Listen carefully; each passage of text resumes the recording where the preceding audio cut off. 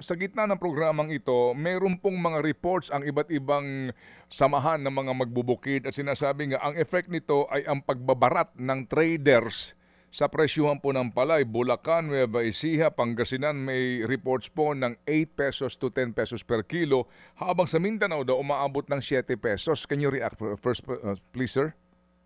Well, totoo na no, yun nga, that is very alarming. At totoo na meron nga kaming naririnig at nakikita na konting 8, may 11. Pero on review ko rin dito kahapon, meron talagang areas na gano'n. Pero marami namang areas hindi naman gano'n. Majority of areas are still higher than that, pero still hindi pa rin gano'n kaganda. It is very concerning, and nakita na ng DA ang problema, at si Presidente ay well informed. And in fact, after this meeting natin, pupunta ako kung Malacanang dahil pag-uusapan namin ni Presidente. We have identified na kung ano kailangan gawin ho.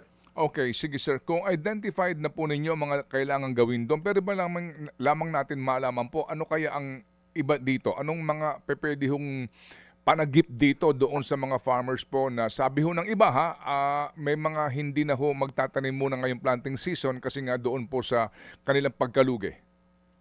Yes, sige ho. Basically, for this harvest season, medyo tingin ko too late na kami, to be honest.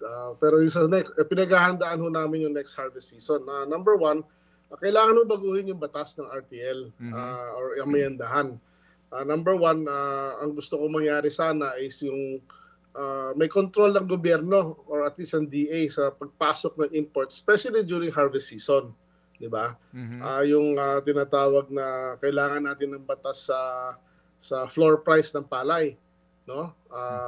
Kailangan may floor price para hindi abusuhin. Kasi itong ginagawa ng ating mga traders ay pag-aabuso ho yan. They're taking advantage of the situation and using yung 20 peso na bigas as a reason para ibaba yung palay prices buying nila. At hindi ho tama yun dahil sa ngayon nga, kagaya na sinabi ko kanina, mas marami pa tayo nabibili ngayon na palay kaysa lumalabas.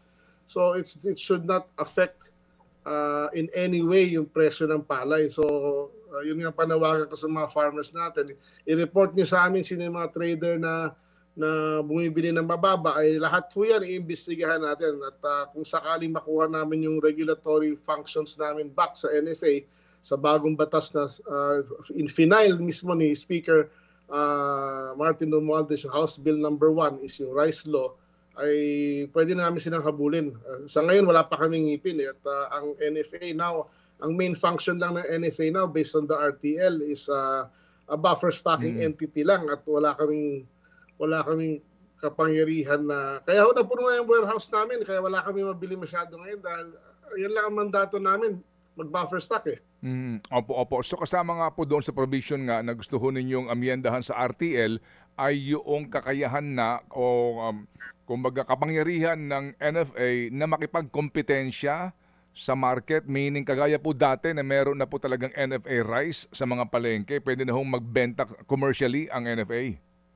Yes, we need the NFA rice distribution and retail system na maibalik so we can buy more palay sa ating mga farmers at hindi mapupuno, never na mapupuno ang warehouse natin na ganito kasagad dahil ngayon hindi namin, kung di kami nag-declare ng rice emergency, we will have more rice na hindi namin mabenta